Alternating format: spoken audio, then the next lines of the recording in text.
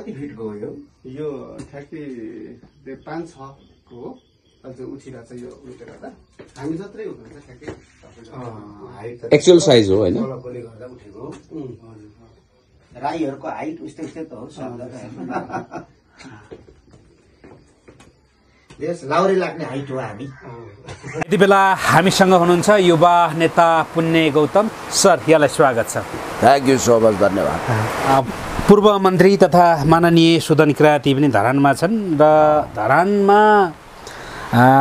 धरानका mayor Harka Sampang र पूर्व मन्त्री सुदन किरातीको कहिलेकाहीँ नोकझोक चल्ने पनि गर्छ हैन सामाजिक सञ्जालमा एकअर्काप्रति असन्तुष्ट व्यक्त गर्ने गर्छन् यद्यपि व्यक्तिगत रूपमा उहाँहरूको त्यस्तो केही छैन वैरीभाव केही छैन राजनीति हो राजनीतिमा कहिलेकाहीँ नोकझोक चल्छ अनि किनभने राजनीतिमा एकअर्काको कुरा गरेन भने कुरा काटेन भने राजनीतिले प्रगति गर्न सक्दैन प्रगति गर्नको निम्ति पनि प्रतिस्पर्धा हुनुपर्छ प्रतिस्पर्धा गर्दाखेरि अलिअलि नोकझोक भइहाल्छ तर यति बेला पूर्व मन्त्री सुदन किराती धरानका मेयर हर्क साम्पाङको बन्दै गरेको प्रतिमा हेर्न पुगेका रहेछन् हैन एकदमै बडो चाहिँ मजाले हेर्नु भएको छ हैन तपाईले पनि यो हेर्नु वाला भिडियो फुटेजहरु टिकटकतिर तपाईको युट्युबतिर सामाजिक सञ्जाल फेसबुकतिर हेर्नुभयो होला अब यो के हेर्नु भएको छैन हजुरले हेरेछु के बुझ्नु पर्दा यो हेरिसकेपछि उहाँहरूको नोकझोक चल्थ्यो उहाँ त फेरि एकैछिनमा पुग्नुपर्छ हेर्नलाई हैन अहिले एउटा कुरा के हुन्छ भने that's the leadership quality leadership जन्माउनको लागि पदको सोपानले हुँदैन प्रोटोकल हायरार्की हेर्ने भने ब्युरोक्रेसी हो अब फलना सचिवज्यू मुख्य सचिवज्यू हामी सहसचिव हामीभन्दा धेरै ठुलो भन्ने हुन्छ प्रशासनमा त्यहाँ सोपान प्रोटोकल हेरिन्छ हायरार्की हेरिन्छ पोलिटिक्समा सधैँ त्यस्तो हुँदैन धरानको मेयर हर्क साम्पाङज्यू भलै सुदन किराती भन्दा इतिहासमा अलिकति प्रोटोकलमा तल हुनुहुन्थ्यो होला किनभने स्थानीय सरकारको प्रमुख भए पनि मन्त्री क्याबिनेट मन्त्री भन्दा उहाँको प्रोटोकल कम हुन्छ तर राजनीतिमा त्यो हुँदैन लिडरसिप क्वालिटी हो अब धरानको मेयर हर्क साम्पाङज्यू आफ्नै बलबुत्तामा नयाँ पार्टी बनाउँदै हुनुहुन्छ अब सुदन किरातीजी भनेको प्रचण्डजीले बनाइदिएको पार्टीको एउटा मामुली नेता हुनुहुन्छ मामुली यस अर्थमा कि उहाँ जस्तो केन्द्रीय सदस्य पोलिट ब्युरो धेरै छन् त्यो पार्टीको र उहाँलाई हामीले इन्सल्ट गरेको होइन इन्सल्ट गरेको तर उहाँ जस्तो धेरै छन् भन्नु खोज्नु इनफ्याक्ट हो नि अब फेरि उहाँ पार्टीको टिकटबाट जितेको मान्छे हो हैन भोलि म पनि पार्टीको टिकटबाट जितौँला आफ्नो बलबुतामा जित्नु र पार्टीको टिकटबाट जित्नुमा फरक हुन्छ पहिलो कुरो दोस्रो कुरो के भने उहाँले अहिले आएर यथार्थ बुझ्नुभयो हिजो सत्ताले उहाँलाई भ्रमित बनाएको थियो सत्ता भइसकेपछि माद हुन्छ उन्माद हुन्छ अनि अर्को कुरो के छ भने अल्टिमेटली सुदन किरातीले जुन विचार बोक्नु भएको छ त्यो विचार को क्लाइमेक्स माओवादीले देखाउन सक्दैन उहाँले जुन सोच राख्नु भएको छ जसरी उहाँले एजेन्डाहरू उठाउन खोज्नुहुन्छ त्यो वास्तवमा हर्क साम्पाङज्यूको लिडरसिप नभइकन हुँदैन म त भन्छु उहाँले माओवादी केन्द्र छाडेर हर्क साम्पाङको नयाँ अभियान जोइन गरे हुन्छ उहाँले स्वार्थ त्याग्नुपर्छ किरण राईहरूलाई पनि म यही भन्छु पूर्वतिर धेरै होनार साथीहरू हुनुहुन्छ किरण राई भनेको पहिला माओवादी केन्द्रको धरानको त्यहाँ सांसदै हुनुहुन्थ्यो उहाँ मेरो मित्र पनि हुनुहुन्छ पदम राईको भतिजो हो पदम राई बित्नु हो हार्दिक श्रद्धाञ्जली छ जनयुद्ध कालको सुरुवातदेखि क्याडर हो उहाँ सुदन किरातीजी भन्दा नि वरिष्ठतम हो म तपाईलाई के भन्छु भने अब उहाँ हर्क साम्पाङज्यूसँग मोहित हुनुहुन्छ भने मैले हेरेँ हो त्यो प्रतिमाहरू हेर्न गएको त्यो सबै हेरेर मन्त्रमुग्ध भएको त्यो सबै हेर्दाखेरि के देखिन्छ भने अब माओवादी केन्द्रलाई उहाँले या त हर्क साम्पाङज्यूको विरोध नगर्ने पार्टीमा तब्दिल गर्नु पर्यो प्रचण्डलाई कन्भिन्स गर्नु पर्यो उहाँले पहिला त सम्झाइ बुझाइ कसलाई गर्नु पर्यो भने त्यो नगरमा भएको उपमेयर र वडा अध्यक्षलाई गर्नु पर्यो त्यो बिर्खे टाइपको वडा अध्यक्ष र उपमेयर जसले छिर्के हानिरहनु भएको छ हेर्दा सज्जन देखिनुहुन्छ तर हर्क साम्पाङज्यूको अवसान चाहनु भएको छ अहिले इनफ्याक्ट तपाईँलाई म स्पष्ट भनिदिन्छु स्थानीय स्तरमा हर्क साम्पाङज्यूको सबभन्दा ठुलो लडाइँ भनेको माओवादी केन्द्रसँग भयो त्यसपछि कङ्ग्रेससँग धरान त खासमा एमालेकै किल्ला थियो त लाल किल्लै भयो होइन यस्तो भयो नि त त्यहाँ महत्त्वाकांक्षी मान्छेहरू अथवा अब म मेयर हुन्छु भनेर तातिएका मान्छेहरू भनेर त माओवादी केन्द्रमा छन् एमाले अब उही वैचारिक नोकझोक कहिलेकाहीँ मुखको तितो पोख्ने बाहेक केही पनि गरेका छैन। दुवैतिरबाट क्षेप्यास्त्र छोडिएको हो। कार्यक्रमिक हिसाबले बरु एमालेबाट निर्वाचित वडा अध्यक्षले उहाँलाई सहयोग गरेको छ, साथ दिएको छ। सम्माननीय प्रधानमन्त्रीज्यूले पनि उहाँलाई महत्त्वका साथ केन्द्रमा भेट्नु भएको छ। लोकल लिडरहरू हेर्नुहोस्, यो के हुन्छ भने पार्टीभित्रै लडाइँ हुन्छ नि, त्यहाँ विपरीतहरूको एकत्व भनेको पार्टी पनि हो क्या। जस्तो पोखरामा अधिवेशन भयो, क्षितिज थेवेजीलाई हार्दिक बधाई शुभकामना, युवा सङ्घको अध्यक्षको रूपमा पुनः निर्वाचित हुनुभएको छ। उहाँ योग्यतम व्यक्ति पनि हो। सुमन पुरी पनि कम्ती लायक मान्छे होइन। प्रतिस्पर्धा भयो लोकतन्त्रमा, सुमन पुरीले थोरै मात्रै हार्नुभयो, उहाँले जित्नुभयो। यसको मतलब के हो भने तपाईँलाई मैले भनिदिइहालौँ, लोकतन्त्रमा प्रतिस्पर्धा हुन्छ। याद गर्नुहोस् है, प्रतिस्पर्धा भएकैले त्यो लोकतन्त्र हो। तर प्रतिस्पर्धाको मतलब भनेको कसैको राजनीतिक जिन्दगी नै सिद्धाउने गरी दुष्प्रचार गर्ने, त्यसलाई पेलपाल जेलजाल ठेलठाल गर्ने पनि होइन होला नि त। त्यसका केही स्ट्यान्डर्ड नर्म्स अनि भ्यालुजहरू होलान्। त्यसकारण मैले तपाईँलाई भन्न खोजेको कुरा के हो भने हर्क साम्पाङज्यूलाई तपाईँले सके सहयोग गर्नुहोस्, तपाईँले सहयोग गर्नुहोस्। अब जस्तो भन्ने तपाईँलाई प्रष्ट रूपमा भन्छु, सुदन किरातीजीले प्रचण्डजीलाई कन्भिन्स गरेर हर्क साम्पाङज्यूलाई दुःख नदिने भन्नु पर्यो। राष्ट्रपा त्यसको लागि तयार देखिँदैन, किनभने सबै एक हिसाबले भन्दा हर्क साम्पाङज्यूको अवसान चाहनी नै देखियो त्यहाँ। तर त्यो किमार्थ सम्भव छैन, किनभने उहाँ जनताबाट निर्वाचित भएर आएको, उहाँको व्यक्तित्वमा दाग धब्बा केही पनि छैन। त्यसकारण सुदन किरातीजी र उहाँ कि त मिलेर जानुहोस्, मिल्न सक्नुहुन्न भने पनि एउटा अन्डरस्ट्यान्डिङ बनाएर जानुहोस्।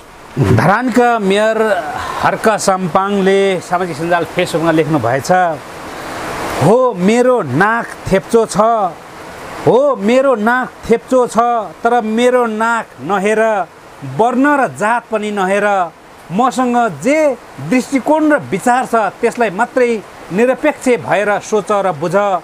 तिमी र म, हामी सबै बस्ने देश बनाउन म हलोसरी जोतिदा तिमी विभेद गरिरहन सक्छौ र? नाक होइन, मेरो भिजन र अभियान हेर, निष्पक्ष बनेर सोच। प्रकृति जस्तो छु म, विभेद गर्न नजान्ने, अनि संस्कृति जस्तो छु म,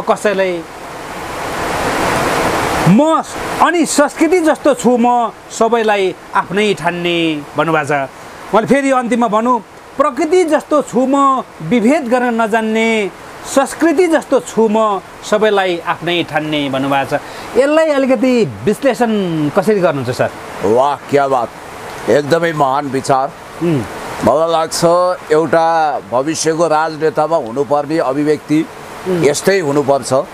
उहाँलाई सोह्रै आना समर्थन गर्दै म के भन्छु भने वास्तवमा उहाँ संस्कृति प्रेमी हुनुहुन्छ, नो डाउट, हुनु पनि पर्छ। तर उहाँले कहिले पनि जातीय साम्प्रदायिक विभेदको खाडो जगाउनु भएन र उहाँलाई झुटो आरोप लगाउनेहरूले अब किराती राई भनेपछि हुर्कै हुने, बाहुन छेत्री आदि इत्यादि अरू जाति जनजाति अझ इभन लिम्बूहरूलाई पनि डिस्कार्ड गर्न खोज्दै भनेर झुटो आरोप लगाइरहेको बेला उहाँको यो महान अभिव्यक्ति आएको छ, बडो काव्यात्मक छ, पोएट्रिक सेन्समा आएको छ, फिलोसोफिकल छ। हो, कसैको नाक प्रकृतिले थेप्चो बनाइदेला, आँखा चिम्सो बनाइदेला, अब कतिको नाक लामो बनाइदेला, आँखा ठुल्ठुला बनाइदेला, त्यो प्रकृतिको छनौट हो। यसलाई चार्ल्स डार्विनले अब नेचुरल सेलेक्सन भन्नुभएको छ। तपाईँ हामी कोही पनि ब्रह्मालाई निवेदन हालेर फलाना कुलमा जन्म लिउँ भनेर धरतीमा आएका मान्छे होइनौँ, नोट इट। त्यसकारण हर्क साम्पाङज्यूको यो भनाइमा मेरो पनि एकदमै हार्दिक समर्थन छ। अब जहाँसम्म मलाई लाग्छ उहाँले एउटा राष्ट्रवादी लिडरसिपको परिचय बनाउनु भएको छ। उहाँलाई अब सबै जाति भाषा वर्ण लिङ्ग भाषा भेषका मानिसहरूले नयाँ फोर्स जो उहाँले जन्माउन थालिरहनु भएको छ, प्रसव वेदनामा हुनुहुन्छ। पूर्व जहाँ घाम उदाउँछ श्रीअन्तु डाँडा हो, त्यो इलामे सहरदेखि झापासम्मको कुदाकुद दौडधुप जारी छ। पश्चिममा पनि आउनु होला, मध्यमा पनि आउनु होला, उहाँको प्रभाव क्षेत्र चारैतिर छ र उहाँले सायद अब भविष्यमा जन्माउने पार्टीलाई लक्षित गरेर सबै जाति भाषा वर्ण लिङ्ग आदि इत्यादिको इन्द्रेणीमय पार्टी बनाउन खोज्नु भएको जस्तो मलाई लाग्छ र त्यही मेसोमा यो अभिव्यक्ति आएको हो। र उहाँ प्रकृति जस्तै हुनुहुन्छ, जिन ज्याक रुसोले भने जस्तो ब्याक टु नेचर, प्रकृतितिर फर्किएर हेर्नुपर्छ। प्रकृति कस्तो छ? शान्त सौम्य पनि छ, कहिलेकाहीँ रिसाहा भङ्जा पनि छ, अघि भर्खरसम्म यहाँ झलमल्ल घाम थियो, घामसँगै पानी लाग्यो, पानी र घाम भयो भने स्यालको बिहे भन्छन्। अहिले फेरि ढकमक्क बादलले ढाको पानी बर्सिरहेको छ, एकछिनपछि रहन्छ। यो प्राकृतिक लीला हो। कहिले पारिलो घाम हुन्छ, कहिले काहीँ ज्यानमारा किसिमको आदि तुफानहरू पनि चल्छ। अर्घ साम्पाङमा पनि कहिले आवेग छ, उत्तेजना छ, तर देशलाई केही गरौँ भन्ने हुटुटी छ। त्यो हुटुटीले उहाँलाई जनताको बिचमा लगेको छ। उहाँले धेरै काम गर्नुभएको छ, खास गरी भ्रष्टाचार विरुद्ध उहाँले एउटा अभियानमा जिहाद नै छेड्नु भएको छ र भ्रष्टाचारीहरूलाई सख्त कारवाही गर्नुपर्छ। सहनु हुँदैन, भ्रष्टाचारीको कुनै भाषा हुँदैन, भेष हुँदैन, देश हुँदैन, जाति हुँदैन, वर्ण हुँदैन। भ्रष्टाचारी भनेको वास्तवमा भन्ने भने भ्रष्टाचारी नै हो। त्यो विरुद्ध जिरो टोलरेन्सको नीति अप्नाउनुपर्छ भनेर उहाँले वक्तव्यबाजी गर्नुभएको छ र मलाई यो बहुत मन पर्यो। जस्तै इन्डिया नि सर, उहाँले अन्त्यतिर एउटा अनुप्रास पनि मिल्ने खालको शब्द राख्नु भएको छ, तर यथार्थ पनि ठ्याक्कै कस्तो छ भन्दाखेरि फेरि पनि दोहोऱ्याएँ मैले, प्रकृतिले कसैलाई विभेद गर्दैन। अनि यो प्रकृतिले तपाईँको यो त बाहुन, त राई, त गुरुङ, त मगर, त कामी, त दमाई कहिले पनि भन्दैन होइन प्रकृतिले होइन। पहिरोले तपाईँको बाहुनको घर पनि बगाउँछ, कामी दमाईको घर पनि बगाउँछ, राई लिम्बूको घर पनि बगाउँछ। कसैले त यो त फल्ला जातको रहेछ भनेर जगाउँदैन प्रकृतिले होइन। त्यसैले प्रकृतिले कसैलाई विभेद गर्दैन। संस्कृति सर्क तपाईँको संस्कृतिले पनि तपाईँको कसैलाई पराई कसैलाई आफ्नो ठान्दैन होइन। सही, संस्कृतिले सबैलाई आफ्नै ठान्छ होइन, कसैलाई विभेद गर्न जान्दैन। सही हो, यो त एकदम सही हो नि होइन। संस्कृतिले कसैलाई पराई ठान्दैन, प्रकृतिले कसैलाई विभेद गर्दैन। एकदमै अन्त्यानुप्रास पनि मिलेको छ, काव्यिक सेन्सको छ। उहाँ अलिकति कवि, गीतकार, गायक पनि हुनुहुन्छ, मल्टी ट्यालेन्ट हुनुहुन्छ। उहाँले कविताहरू पनि लेख्नुहुन्छ। हुन त यसो कविता सविता भन्ने यसो टुक्रा टुक्री चुड्किलाहरू ज्ञानबहादुर साईले पनि सुनाइ टोपल्या देख्छु। रङ्ग न ढङ्गको, छन्द न बन्दको के गाली गलौजयुक्त कविता वाचन गरेको सुन्छु। तर कवि हुन कवित्व चाहिन्छ। धरानको माटो नै त्यस्तै छ, पूर्वको माटो नै त्यस्तो छ। त्यहाँको साधारण मान्छेमा पनि कवित्व जन्मिँदो रहेछ र मैले उहाँलाई त्यो मानेमा पनि प्रशंसा गर्छु। र वास्तवमा भन्यो भने संस्कृतिले सबैलाई समान ठान्छ। अनि त्यसपछि प्रकृति पनि एकदम एक हिसाबले इन्साफी छ। तपाईँले भने जस्तो प्रकृतिले यो फलानाको घर, चिवानाको घर, ढिस्कानाको घर, यसलाई यो गरिदिउँ, अब बाहुनले रोपेको आँप फलाइदिउँ, अनि राई लिम्बूले रोपेको कोदो नफलाउँ अथवा फलफुल नफलाउँ भन्दैन नि। सबैको लागि यो दयावान छ। क्रूर पनि छ प्रकृति, कहिले काहीँ दयालु पनि छ।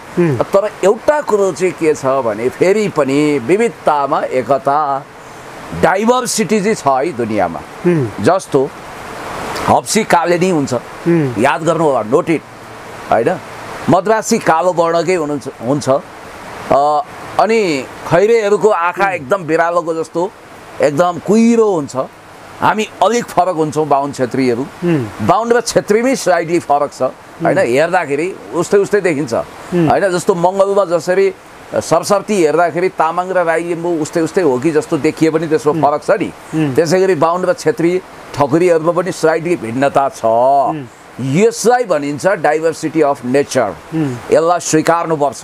त्यसैले त हाम्रो जाति, भाषा, धर्म अनुसारको रीतिरिवाज छ, संस्कृति छ। अबुझहरू, अज्ञानीहरूले के सोच्छन् भने धर्म त हाम्रो मात्रै एकल हुनुपर्छ। कहाँ त्यसले त्यो धर्म माने, सबले यो उनै मान्नुपर्छ, हामीले जे रीतिथिति चलायौँ त्यही मान्नुपर्छ। ए बाबा, ठेकदारी हो, परमात्मा एउटै छन्। तपाईँको धर्म भनेको के हो?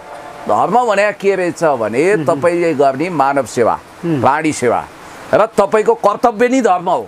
इनफ्याक्ट भन्दा जस्तो हर्ग साम्पाङज्यूले प्राकृतिक संरक्षण गर्नुभयो, नगरवासीलाई खुसी राख्नु भएको छ, त्यो उहाँको परम धर्म। धर्म भने मठ मन्दिरमा गएर पूजा गर्ने त्यो त पूजा विधि र संस्कृति हो क्या। धर्म भने चाहिँ त्यो अब पन्थ हुन्छ एउटा। जस्तो वैदिक सनातनी अन्तर्गत हिन्दू पन्थ एउटा छ, मुस्लिम पन्थ अर्को छ होइन। प्रकृति पूजक पनि एउटा पन्थ हो। यी पूजा विधिहरू हुन्। त्यसकारण हर्ग साम्पाङज्यू कहिलेकाहीँ यसो क्रिस्चियनहरूलाई भेट्नुहुन्छ, अब यसो फोटोसोटो आउला, के आउला, लो क्रिस्चियन हुनुभयो भनेर हल्ला चलाइदिए, बेकारमा घेराबन्दी गरेर धरानलाई खरानीसम्म पार्छु भन्ने वाहियात अभिव्यक्ति दिए, हिंसात्मक अभिव्यक्ति दिए। ती अहिले वर्षायामका छाते च्याउ जस्तो बिलाएर गइसक्यो। अनि त्यसपछि उहाँ उता दन्तकालीतिर जानुहुन्छ, सिद्धकाली जानुहुन्छ, भद्रकाली जानुहुन्छ, पशुपतिनाथ आउनुहुन्छ, बौद्धनाथ आउनुहुन्छ, मुक्तिनाथ जानुहुन्छ। अनि जहाँ पनि उहाँ जानुहुन्छ त सर्वधर्म समभाव हो। त्यसकारण उहाँ भनेको चाहिँ भविष्यमा यो देशमा कार्यकारी प्रणाली स्थापित गर्नुपर्छ है, जनताबाट निर्वाचित हुनुपर्छ। यहाँ जातीय विभेद गर्नु हुँदैन, छुवाछुत गर्नु हुँदैन, विभेद छुवाछुतको अन्त्य गर्नुपर्छ। त्यसो हुँदाहुँदै पनि जातीय संस्कृति भनेको देशको युनेस्कोले पनि आइडेन्टिफाइड गरेको गौरवशाली इन्स्टिट्युसन हो। वास्तवमा भन्ने हो भने हामीले हाम्रो देशमा साकेला थिएन भने होइन, उँधौली थिएन भने, सनाम लोछार थिएन भने, अनि हाम्रो मात्रै एकपक्षीय यो सांस्कृतिक झाँकीले त निराश हुन्थ्यो नि त इन्भाइरोमेन्ट। सबै छ र न हाम्रो देश छ, विविधतामा एकता भने यही हो। त्यसैले कवि प्रदीप कुमार राईजी व्याकुल माइलाजीको गीत सयौँ थुङ्गा फुलका हामी एउटै माला नेपाली त्यतिकै भने होइन। हाम्रो इन्द्रबहादुर राईजी र बैरागी काइला यानि कि तिलविक्रम नेम्बाङजीको भेट भएछ। उहाँहरू कुनै डायस्पोराको कार्यक्रममा हुनुहुन्थ्यो, आयोजक बाहुन रहेछन् होइन। त्यहाँ बडो विविधता मजाको रहेछ, मधेसी पनि रहेछन्, सबै रहेछन्, इन्द्रेणी भए। अनि हाम्रो इन्द्रबहादुर राईजीलाई बैरागी काइलाले सोध्नु भएछ। इन्द्रबहादुर राईजी अलि फिलोसोफर, बैरागी काइलाको कवित्व बढी, अनि उहाँहरू थर्ड डाइमेन्सनको प्रवर्तक पनि हो है। ईश्वर बल्लभ, बैरागी काइला र त्यसपछि इन्द्रबहादुर राई होइन। यो हामी त म त विभिन्न रङ पो देख्छु भनेपछि उहाँले के भन्नुभएछ भने काइला जीवन पनि यस्तै आयामेली छ र रङहरूको कोलाज हो भन्नुभएछ क्या मिठो उत्तर। त्यही भएर उहाँ विश्वस्तरीय साहित्यकार दर्ज हुनुभयो। अब यता आउँ, हर्क साम्पाङज्यूले भनेको कुरा ठिक हो र उहाँले पार्टी निर्माणको अभियान अगाडि बढाउनु भएको छ र वैकल्पिक थर्ड फोर्स चाहियो।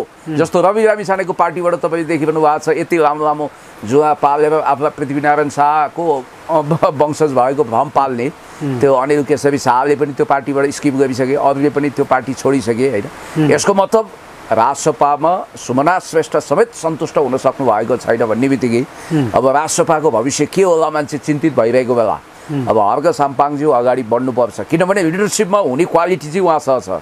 अब बालेनजीको हकमा अथवा गोपी हमालको हकमा उहाँहरूसँग लिडरसिप क्वालिटी कति छ भन्ने कुरोमा चाहिँ मान्छेहरू डाउट गर्छन्, किनभने गोपी हमालजीले अहिलेसम्म लिडरसिप गर्छु भनेर आउनु भएको छैन। उहाँ फेरि उहाँको स्वतन्त्र छवि भने चाहिँ कस्तो हो भने कङ्ग्रेसको बागी स्वतन्त्र हो क्या उहाँ, नोटिड। पहिला उहाँ कङ्ग्रेसमा हुनुहुन्थ्यो, त्यसकारण हर्क साम्पाङज्यूमा त्यो खालको खुबी, त्यो खालको देशभक्ति, त्यो खालको अहिलेसम्म कुनै विवादमा नमुछिएको, खास गरी आर्थिक लेनदेनको कुरामा युवतीको मामिलामा बहुत फेयर मान्छे भनेर उहाँलाई बुझिन्छ र लिडरसिप क्वालिटी त्यहाँ हुनुपर्छ। अब हेर्नु त रमेश लेखक जस्तो मान्छे, उनको योभन्दा अगाडि काङ्ग्रेसै भए पनि विपक्षीले पनि काबिले तारिफ, यो मान्छेमा शालीनता छ र यो मान्छे पैसामा बिग्दैन भन्ने थियो नि। आज 50 लाखै काण्डले उहाँलाई कहाँ पुऱ्यायो। गगन थापा जस्ता मान्छेले समेत उहाँको राजीनामा माग्नुपर्ने अवस्था आएको छ र म भन्छु नैतिकताको आधारमा उहाँले राजीनामा दिएर अनुसन्धानको बाटो खोले हुन्छ। अख्तियार दुर्पयोग अनुसन्धान आयोगलाई अनुसन्धान गर्न पनि सजिलो हुन्छ। अब यही बेलामा यो अब छोरो त लिम्बुकै हो नि राजेन्द्र याङदेन होइन र, तर चिन्तन हेर्नु त के छ, देशलाई कता लाने सोच छ उनको, कहाँ हिँड्दैछन् उनी, काशी जान कुत्तीको बाटो हिँडेर हुन्छ। अनि त्यसपछि तपाईँको बुद्धको दर्शन गर्नु छ भने तपाईँ जानु पऱ्यो लुम्बिनी, तपाईँ उसमा गएर हुन्छ, रक्सौल गएर हुन्छ। त्यस कारणले गर्दाखेरि म तपाईँलाई के भन्छु भने हर्क साम्पाङज्यूमा प्रगतिशील चेतना विचार छ, हर्क साम्पाङज्यूमा समाजवादी हुटुटी छ। भुइँ तहका मान्छेलाई, गरिबहरूलाई गरिबीको रेखा मुनि माथि उकास्ने उहाँको प्रतिबद्धता छ। धरानलाई उहाँले नमुना बनाउनु भएको छ। अब देशैलाई नमुना बनाउनु, देशको नेतृत्व गर्नुपर्छ भन्ने सोच छ। हामी काङ्ग्रेस एमालेहरूले फराकिलो छाती बनाएर नयाँ दललाई स्वागत गर्नुपर्छ। अब यति बेला अर्को घटना पनि चर्चामा आएको छ। काठमाडौँ महानगरपालिकाका मेयर बालेन्द्र शाहसँगको एउटा युवतीसँग भएको फोटो देखिन्छ र हुनसक्छ कुनै त्यो सुटिङमा हो कि होइन, उनी एक कलाकार पनि हुन्, उनी ऱ्यापर पनि हुन्, उनी सुटिङमा खिचेको हुनसक्छ। फेरि पछाडि बारहरू देखिन्छ होइन, बारहरू देखेको कारणले त्यो कुनै सुटिङको दृश्य अथवा सुटिङको बेला खिचेको फोटो कि भन्न सकिन्छ। यसैले आधार मानेर जनआस्थाले समाचार बनाएको पनि छ होइन, त्यो केही समय अगाडिको हो भनेर उक्त युवतीको नाम पनि सार्वजनिक गरेको छ जनआस्थाले। तर यकिन यही हो, यही प्रयोजन लागि खिचिएको भन्ने चाहिँ निर्गुल निकालेको छैन। केही समय अगाडि यो कुनै एकवटा चाहिँ टेलिभिजन मार्फत सार्वजनिक गर्नुभयो र उहाँलाई पछाडि स्पष्टीकरण पनि सोधिसक्नु भएको छ अरे मेयर साहबले भनेर जनआस्थाले नै लेखेको पनि छ। तपाईँलाई केही जानकारी छ यो विषयमा? यस्तो हो, पहिलो कुरो त जनआस्था न्युज मैले पनि पढेँ र महानगरपालिकाका प्रवक्ता नि ठहरिएका एकजना महानुभावले त्यो फोटो एउटा टेलिभिजन मार्फत सार्वजनिक गर्नु। त्यो फोटो त्यसको भिडियो फुटेजहरू पनि होला। ती युवती कुनै सामान्य युवती नभएर सुरुमा त उनको श्रीमतीसँगको पोज हो कि भनेर पनि हामीले सोच्यौँ, तर त्यो होइन रहेछ। एउटा क्लबमा कार्यरत डिजे रहेछ। उनी विभिन्न क्लबहरूमा नाच्छिन् गाउँछिन्। त्यहाँ ब्याकग्राउन्डमा बारको रक्सीहरूको दृश्य पनि छ। पहिलो कुरो त म के भन्छु भने मेयर भइसकेपछि त्यो काठमाडौँ महानगरपालिका कुनै सामान्य महानगरपालिका होइन, it is the capital city, कन्ट्रीकै एउटा हर्ट हो। त्यसको मेयर भनेको क्याबिनेट मन्त्री भन्दा पनि पावरफुल हुन्छ। उसको डिग्निटी भनेको बहुत राम्रो हुनुपर्छ। तपाईँलाई भनिदिउँ, आफ्नो समयमा केशव स्थापित पनि कम्ता एक्टिभ मान्छे होइनन्, कम्ता लोकप्रिय थिएनन्, तर उनको यस्तै रङ्गीन मनोमौजी क्रियाकलापको कारण उनी धाराशायी भए। यो कुरा हामीले ख्याल गर्नुपर्छ। उनी पनि अब टाइमको टाइम हाफ प्यान्ट लगाएर हिँडिदिने, गर्लफ्रेन्डहरूको कुरा गर्ने, यहाँ गर्ने त्यहाँ गर्ने। तपाईँलाई म प्रष्ट भन्छु, यो काठमाडौँ महानगरपालिकाको कुर्सीमा के त्यस्तो खालको अभिशप्त चिज छ जसले त्यो कुर्सीमा बस्ने हरेक मान्छेलाई डिक्लाइन गर्छ। फर इक्जाम्पल म तपाईँलाई भन्छु, चाहे हरिबोल भट्टराई, गणेश मान्जीको लौरो भनिन्थ्यो उहाँलाई, उहाँले उहाँको राजनीतिक सर्वनाश सत्यानाश भयो, पिएल सिंह भयो, केशव स्थापित भए, हरेक मेयरहरूको उँधो गति नै देख्छु, उँभो गति छैन। हेर्नुहोस् है, उँधौली नै छ, उँभौली छैन। अब यहाँनिर एउटा गजबको कुरा के छ भने मेयर बालेन्द्र शाहजी हामीले पनि एकदम एक्सपेक्टेसन गरेको, म उहाँको आलोचना पनि गर्न चाहन्न। जस्तो धेरै कुराहरू छोडिदिउँ, अब ठेलावालाहरू खेदिए, के गरे, घर भत्कियो, के भयो। हर्क साम्पाङज्यू कमसेकम अर्को मोडलबाट आउनुभयो, त्यसरी रखेट्नु हुँदैन, भत्काउनु हुँदैन, बिगार्नु हुँदैन आदि इत्यादि भनेर। अब बिगारेपछि निर्माण पनि गर्नुपर्छ, ध्वंसपछि निर्माण भएन भने त्यहाँ अतिवाद हुन्छ। अब बालेन्द्र शाहज्यू हाई लोकप्रिय हुनुभयो। उहाँले नगरेका कामको भिडियो खिचेर पनि उहाँलाई क्रेडिट दिने युट्युबरहरू, सामाजिक सञ्जाल प्रयोगकर्ताहरू थुप्रो छन्। अब उहाँको ठाँटबाट अलिकति राजसी हो।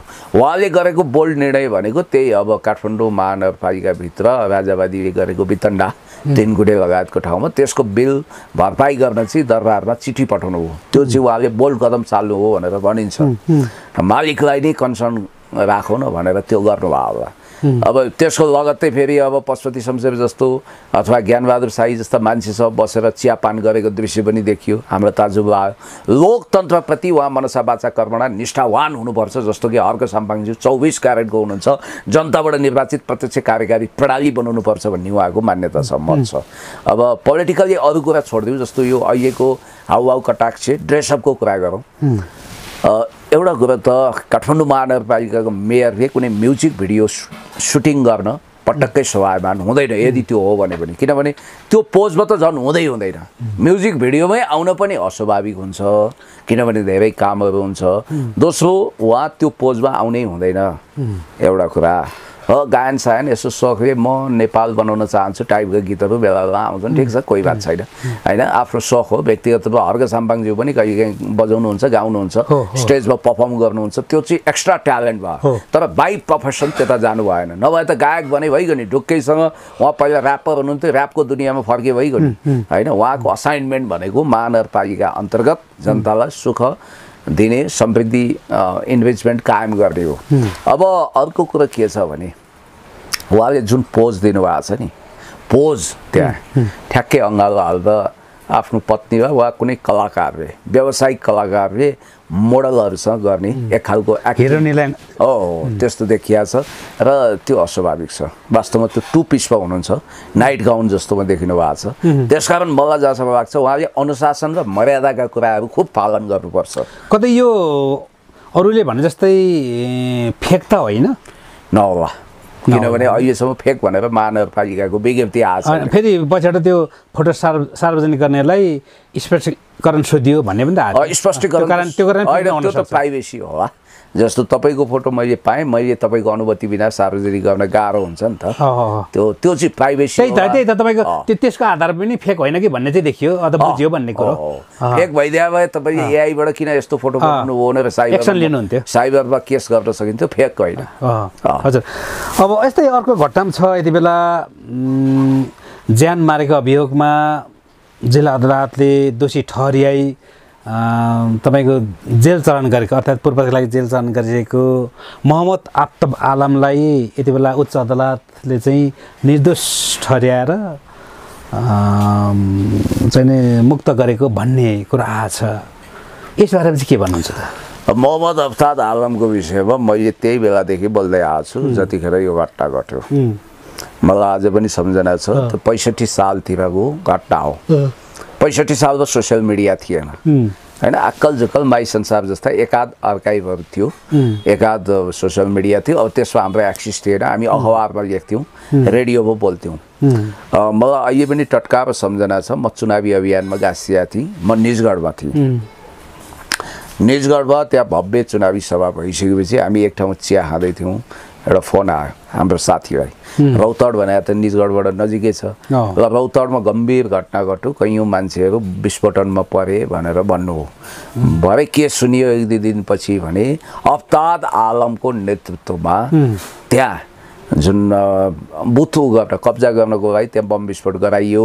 त्यो बम बनाउने काम गराइयो, सीमापारीबाट पनि मान्छे आएका थिए, तर त्यो प्राविधिक गल्तीले गर्दा त्यो विस्फोट भयो। विस्फोट हुँदा मान्छे घाइते भए, घाइते मान्छेलाई गाडामा लोड गरेर टायर गाडामा लोड गरेर लगेर इँटाभट्टीमा पोलियो। जिउँदै थिए तिनीहरू, यहाँ हत्या गर्दै थिए, दर्जनौँ मान्छे त्यसरी मारियो।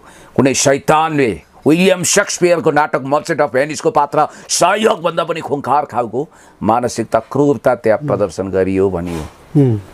त्यो घटना एक हिसाबले रफादफा भयो। उनी शक्तिशाली थिए, त्यसपछि चुनाव जितेर उनी मन्त्री भए माधव नेपालको क्याबिनेटमा। भनिन्छ त्यो जुन स्थलमा इँटाभट्टा थियो जहाँ पोलियो, त्यो इँटाभट्टा नै रफादफा गरियो। त्यहाँ तपाईँलाई थाहा छ नि, इँटाभट्टाको जमिन माटो हुन्छ नि, त्यो माटोलाई कैयौँ मुनिसम्म त्यो माटो पुरै, त्यो इँटाभट्टा पुरै अब त्यो क्लिन स्विप गरियो भनौँ न, माटो नै कहाँ लगियो। अब अदालतले के खोज्दो रहेछ भने साक्षी प्रमाण दसी। अब आफ्ताब आलम भनेर त सोलेको गब्बर सिंह जस्तो त्यहाँ कोही बोल्नेवाला छैन होइन। अब साक्षी पनि पाइएन होला, गवाह पनि पाइएन होला। एउटा कुरो उच्च अदालतमा जाँदा धाकधम्की भयो होला, त्यहाँ कैयौँ बयान दिन आउन चाहने मान्छेको हिन्दी फिल्मको स्टाइलले हत्या पनि भएको छ भन्ने सुन्छु म। त्यसपछि एउटा इन्ट्रेस्टिङ कुरो म तपाईँलाई गर्छु। सोइल हुन्छ नि, जस्तो त्यहाँ पोलिएको माटोको फरेन्सिक ल्याब गर्नुपर्छ, त्यो सोइल नै भेटिएन भन्ने कुरा पनि छ। प्रमाणहरू यसरी नष्ट गरिए कि कुशलतापूर्वक। भनिन्छ त्यो घटनामा संलग्न भएका एकजना एसपी हुनुहुन्थ्यो। एसएसपी पश्चिममा थारूहरूको आन्दोलनमा भाला खाएर मर्नुभयो। सुन्नुहोस् है, रमेश खरेलले त त्यसलाई पापै भन्नुहुन्थ्यो होइन। अब त्यहाँ त्यस्तो जघन्य अपराध घट्यो, उनलाई छुन सक्ने कोही थिएन। पछि डिएसपी नवीन कार्कीजीले सर्वेन्द्र खनालज्यू आइजी हुँदाखेरि सर्वेन्द्र खनालज्यूको आदेश तामेल गरेर आफ्ताब आलमको हातमा हत्कडी लगाउनुभयो। आफ्ताब आलम समातिए, उनी 73 सालको समातिएपछि उनी थुनिएर जिल्ला अदालतले उनलाई सर्वस्वसहित ज्यान कैद सुनायो। अब पुनरावेदन गर्दाखेरि हाइकोर्टले उनलाई सफाई दियो, तर मुद्दा सिद्धिया छैन। यो फौजदारी गम्भीर प्रकृतिको केस हो, यो सर्वोच्चमा च्यालेन्ज हुन्छ। सम्भवतः सर्वोच्च अदालतले यो केस उल्टाउन सक्छ, किनभने त्यो आत्मा जो भड्किएको छ, त्यहाँ पोलिएका जिउँदै जलाइएका मान्छेहरूको मृत आत्मा भड्किरहेको होला। अब उनलाई सफाई दियो, उनी छुटवान के होला कि एउटा नजिर तपाईँलाई म सुनाउँछु। सर्वोच्च अदालतको प्रधान न्यायाधीश भएका चोलेन्द्र शमशेर जङ्गबहादुर राणाले पत्नी हत्याको अभियोग लागेका कोइराला थरका के अरे निरञ्जन कि के कोइराला डिआइजी उनलाई सफाई दिएको थियो। पछि जुडिसियल रिभ्यू भएर भ्याकेटमा गयो, सर्वोच्च अदालतकै फैसला उल्टिया छ कि रञ्जन कोइरालाको हकमा। बुझ्नु भएन, आफ्नो फैसला आफैले उल्टाएको छ। यो त मानवाधिकार सम्बन्धी अन्तर्राष्ट्रिय अदालतमासम्म जान सक्ने मुद्दा हो। त्यस कारणले गर्दाखेरि अब अदालतको निर्णयलाई, फैसलालाई हामीले मान्दिन भन्नु त भएन, तर पनि अझ उच्च निकायमा गएर पीडितहरूले न्यायको याचना गर्नेछन् र मलाई आशा छ यो घटना क्रूर हिंसक घटना हो र यसमा अवश्य पनि न्याय सम्पादन गर्नेछ र मोहम्मद अफ्ताब आलमले 5-6 वर्ष बिताए जेलमा। वास्तवमा उनी डरलाग्दा मानिस हुन् र उनी बाहिर छुटेर आउँदा दण्डहीनता वा पछान हुने अनुमान गरिन्छ। अब अदालत भने तथ्य र प्रमाणमा चल्छ, सम्भवतः सर्वोच्च अदालत हो, दरो प्रमाणसहित मुद्दा जाला। अब म अन्त्यतिरमा आउँदैछु।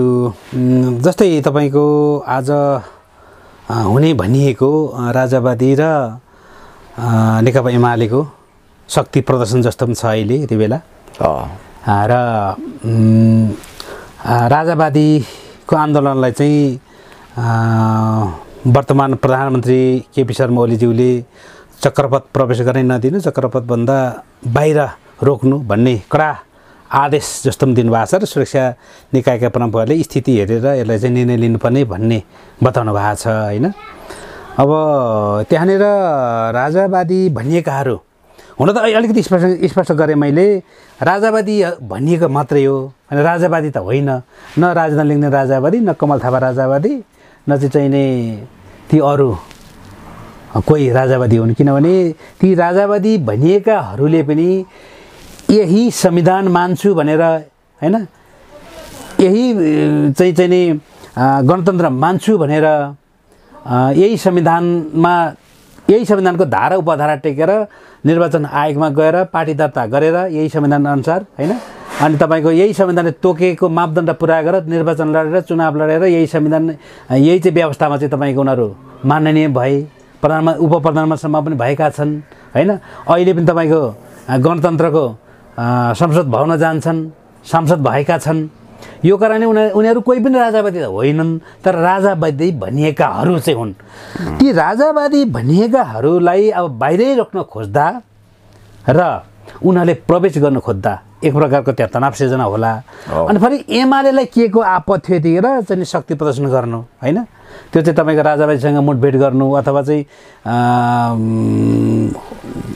अलिक कडा खालको उत्तेजना हुने खालको अभिव्यक्ति प्रधानमन्त्रीले दिनु, यसलाई चाहिँ कसरी विश्लेषण कसरी भन्नु के भन्नु? अब एउटा कुरा त के भने यो अहिलेको लोकतान्त्रिक प्रणालीमा जनताले चाहे अनुसारको उच्चतम सर्भिस डेलिभरी हुन नसकेको, भ्रष्टाचार, अनियमितता र कुसंस्कार मौलाएको यो खालको व्यथितिको कारण जनतामा जुन फ्रस्ट्रेसन छ, आक्रोश छ, त्यसलाई दुरुपयोग गरेर इनफ्याक्ट देश जानु पर्थ्यो योभन्दा उन्नत लोकतन्त्रमा। जनताबाट प्रत्यक्ष निर्वाचित प्रणाली बनाऊँ, स्वदेशी उत्पादन प्रयोग गरौँ, राष्ट्रिय स्वाधीनतालाई बलियो बनाऊँ, स्वदेशी उत्पादन र स्वदेशी सिप कुशलतालाई प्रयोग गरेर उद्योग धन्दाको विकास गरौँ। यो लाइनमा लोकतन्त्रलाई लानुपर्नेमा समाजवादी उत्पादन प्रणाली, सोसलिस्ट मोड अफ प्रडक्सन नै नेपालको सामाजिक राजनीतिक आर्थिक रूपान्तरणको एउटा उपाय हुनुपर्ने, जस्तो कि हर्क साम्पाङज्यूले विचार व्यक्त गर्नुभएको छ। त्यतातिर मुलुक जानुपर्नेमा राजेन्द्र लिङ्गदेनले चाहिँ इतिहासको पाङ्ग्रा फर्काउँछु भन्ने बहानामा भोट बढाउने काम गर्न खोज्नु भएको छ। उहाँलाई थाहा छ कि उहाँ आफैले तपाईँले भने जस्तो संविधानको बोलकबल गर्नुभएको छ। उहाँको पार्टीको नेता अहिलेका आन्दोलनमा सडकमा म आउँछु भनेर उफ्रिरहेका कमल थापा सदाबहार मण्डलले उनले नै 2072 सालको संविधानमा विश्वकै स्तरीय संविधान भनेर ग्लोरिफाइड गरेर केपी शर्मा ओलीज्यूको लेफ्टिनेन्ट भएर गभर्मेन्टमा विदेश मन्त्रीको रूपमा काम गरेका पनि हुन् होइन। इतिहासका थाहा छैन। त्यो बेलामा राजेन्द्र लिङ्गदेन कमल थापाको ट्वाइसी थिए, उनका लेफ्टिनेन्ट थिए र उनी पार्टी महामन्त्रीको रूपमा उनले एक शब्द पनि यो 2072 सालमा जारी भएको लोकतान्त्रिक सङ्घीय लोकतान्त्रिक गणतन्त्रात्मक संविधान र तपाईँले किन अनुमोदन गर्नु, रेटिफाई गर्नुभयो भनेर उनले कहिले पनि प्रश्न गरेनन्, नोट अफ डिसेन्ट गरेनन्। अझ हुँदा आफूलाई फादर अफ रिपब्लिकन भनेर दाबी गर्ने प्रचण्डको क्याबिनेटमै मन्त्रीको जागिर खान गए। यो त देखिया कुरा हो। त्यसकारण यिनीहरूले अब बिना तामाङलाई क्रिस्चियन र सांसद बनाएर धर्मनिरपेक्षतालाई विरोध गर्नुको कुनै तुक छैन, किनभने क्रिस्चियनलाई नै सांसद बनाइसके। अब सङ्घीय प्रणाली अन्तर्गत प्रदेश सरकारमा गएका छन्। भोलि चित्रबहादुर केसीले स्ट्यान्ड कायम गरेर जे भए पनि म जान्न यो प्रणाली हामीलाई ठिक छैन भनेर उनले दिएको मुख्यमन्त्री आएको मुख्यमन्त्री पनि नखाएर टकटकिएका छन्। अब यिनीहरू त त्योभन्दा बढी अनैतिक गणतान्त्रिक सरकारमा हिस्सा लिने, संसदमा जाने, सेवा सुविधा लिने, सबै गर्ने फगत यिनीहरूको उद्देश्य के देखिन्छ भने चन्दाको धन्दा सुरु गर्ने, भोट ब्याङ्क बढाउने। यिनीहरूलाई डर छ अब प्रत्यक्ष निर्वाचित प्रणालीमा शानदार शून्य हुन सक्छ, समानुपातिक मात्रै अहिले एकछिनको लागि विथड्र गरिदियो भने राप्रपा भन्ने पार्टीको खहरे नै सुक्छ, स्याप्पै सुक्छ। लिङ्गदेनले अब कहाँबाट चुनाव उठ्ने? अस्ति एकजना पत्रकार भाइले सोध्दै हुनुहुन्थ्यो, नाजवाफ भए। केपी शर्मा ओलीज्यूकै बुई चढेर त्यहाँ जित्या त हो, आखिर के छ र उनको हैसियत? पोलिटिकली कुनै स्पेस त छैन होइन। फेरि हिजो माइक्रो बस चलाएर जीवनयापन गर्छु भन्ने राजेन्द्र लिङ्गदेनको लामाटारमा सिसाको मल तपाईँले देख्नुभयो भने छक्क पर्नुहुन्छ। त्यस कारणले गर्दाखेरि यो सब ढोङ पाखण्ड जनतालाई झुक्क्याउने प्रपञ्च हो। राजालाई आउन मन छ भने सिधा राजा सडकमा आए हुन्छ, राजाले आह्वान गरे हुन्छ, राजाले संवाद सुरु गरे हुन्छ मूलधारका दलसँग। हृदयेन्द्र नातिलाई उत्तराधिकारी राजा बनाउने के कुरा सुनिन्छ। यी सब कुराहरू एजेन्डा खोलेर आयो हुन्छ। म यो सुन्दैछु राजा यो मेसोमा झापा जाँदै हुनुहुन्छ, यहाँको अपजसको भारी नलिन। मलाई लाग्छ राजाभन्दा चर्का राजावादीले खाजावादी तरिकाले आउनेछन्। 10-20 हजार यसो मान्छेहरू बटुलेपछि लाखौँको भिडको हल्ला गरिनेछ र यसपटक सुरक्षाकर्मी अलिकति सतर्क भएको हुनाले उनीहरूलाई पहिलो दिन नै वास्तवमा भन्यो भने कानुनी सुरक्षाको उपचार भएर शान्तिपूर्ण तरिकाले यसलाई समाधान गरिनेछ। यदि तोडफोड वितण्डा हो भने परिणाम राम्रो पटक्कै हुने छैन देश र देशवासीको लागि। किनभने यो जायज कर्मको लागि गरिने कुरा पो क्रान्ति वा विद्रोह हुन्छ, प्रतिगमनको लागि त कोही पनि तयार हुँदैनन्। र मैले तपाईँलाई भनिहालौँ कि देश रिग्रेसनमा जाँदैन, रिग्रेसिभ मोडलमा जाँदैन, प्रोग्रेसिभ मोडलमा जान्छ। हो अहिलेको नेता अहिलेको परिपाटी प्रणालीबाट जनताहरू वाक्कदिक्क भएको हुनाले योभन्दा एक स्टेप उन्नत लोकतन्त्रतिर छलाङ हान्नुपर्ने आवश्यकता टटकारो देखिया छ। नयाँ लिडरसिप आउनुपर्छ, नयाँ खालको शक्तिहरू जन्मिनुपर्छ। तर यो होइन कि यसको मतलब 2060 सालमा 62 सालमा नेपाल फर्किँदैन, 61 सालको त्यो प्रपञ्चमा नेपाल फर्किँदैन। र मैले तपाईँलाई के भनौँ भने अब सामान्य प्रधानमन्त्री केपी शर्मा ओलीज्यूले एउटा थ्योरी त उहाँले याद गर्नुभयो होला, भलिबललाई हावा भरिएको भलिबललाई तपाईँ जब बजार्नुहुन्छ त्यो झन् उफ्रिन्छ, त्यसलाई वास्ता गरेन भने त्यो आफै उफ्रिनै सक्दैन। यसलाई इग्नोर गर्ने नै सबभन्दा राम्रो उपाय थियो। ठिक छ, कोही बात छैन। अब नेकपा एमाले वास्तवमा भन्ने हो भने फेरि अर्को कुरो के छ भने एमाले मात्रै होइन, सबै गणतान्त्रिक प्रजातान्त्रिक लोकतान्त्रिक शक्तिले सोच्नुपर्ने कुरा के हो भने अमेरिकामा तपाईँ कम्युनिस्ट पार्टी खोलेर चुनाव लडेर देखाउनुहोस् मलाई। अमेरिका सबभन्दा डेमोक्रेटिक पार्टी भन्नुहुन्छ नि तपाईँले। चाइनामा तपाईँले अरू पार्टी इस्टाब्लिस गर्नुहोस् ल, अरू बुर्जुवा डेमोक्रेटिक पार्टीहरू। अथवा तपाईँलाई म भन्छु कतिपय देशमा गैर संवैधानिक गतिविधि गर्न प्रायः सबै देशमा वर्जित हुन्छ। तपाईँ जर्मनीमा नाजीवादी पार्टी स्थापित गर्न सक्नुहुन्छ? पटक्कै सक्नुहुन्न। रुसमा जारशाही पार्टी स्थापना गर्न सक्नुहुन्न। त्यस कारणले गर्दाखेरि राजेन्द्र लिङ्गदेन यिनीहरूको राप्रपावाला भाँडभैलोकारीहरू वितण्डाकारीहरूले जुन ढङ्गले एउटा पोलिटिकल स्पेस खोजेका छन् उनीहरूले लोकतन्त्रको दुहाई दिन्छन्। लोकतन्त्रको हत्या गरेर लोकतन्त्रको दुहाई हुन्छ। त्यसकारण नैतिक आर्थिक सामाजिक राजनीतिक रूपमा पनि यो आउटडेटेड फर्मुला हो। र 2046 सालमा जनआन्दोलन चलिरहँदा राम थापा भन्ने विद्यार्थी नेताको छातीमा घप्पै छोरा रोपेर रगत वाल निकालेर हत्या गर्नेहरूले अथवा कटेल दम्पति झापाको दम्पतिको सम्पत्ति कब्जा गर्नेहरूले ठुला कुरा नगरे हुन्छ हैन। अब एसएलसीमा +2 को सर्टिफिकेट सो गर्न सक्दैन, तर सीए को झाँसा दिनेहरूले पनि उत्पाद चोरीफोरी नगरे हुन्छ। अब तपाईँले देखिहाल्नु हो महापञ्च मण्डलले नवराज सुवेदीलाई त राजेन्द्र पानीहरूले 4 गिलास पानी खाने हालतमा पुर्याइदिए। सबै कुरा छ्याङ्गे आयो। हिजो नक्कली नागरिकता दिलाउन, भारतीय नागरिकता दिलाउने काण्डदेखि सर्पको छाला बेचेर करोडपति हुने काण्डसम्म हैन, राजाबाट असीम निगाहमा 14 बिघा जग्गा, हामीलाई त सबै थाहा थियो। उनले किताबमा लेख्नु अगाडि नै थाहा थियो मलाई, किनभने उनी हाम्रै पुर्ख्यौली थलो रामेछापकै मान्छे हुन्। उनले आफै पनि स्वीकारेका छन्, कहाँ गरिब पण्डितको छोरो हुँ म, कहाँ धनीको छोरो हुँ भनेका छन्। सम्भवतः अहिले उनी कुनै पनि नेताभन्दा धनी छन्। त्यसकारणले गर्दाखेरि यी अनैतिक कुराहरूमा राजालाई नै उनले एक्सपोज गरेका छन्। यी अनैतिक नेतृत्वले यो देश बदलाव हुन सक्दैन। अब दुर्गा प्रसादले यिनीहरूलाई सबैलाई आरोपित गरिरहेका छन्। यिनीहरूको कारण त्यहाँ 3 कुनेको तोडफोड हो। हामी चाहन्छौँ 3 कुनेको जस्तो अप्रिय घटना नघटोस्। मलाई लाग्छ अब भोलि अलि जमघट होला, के होला, हाहाकार गर्लान्, त्यही गर्लान्, त्यसपछि हाती आए फुस्छ, टाइ फिस, किनभने यसको कुनै अर्थ छैन। हस्, thank you sir. Thank you.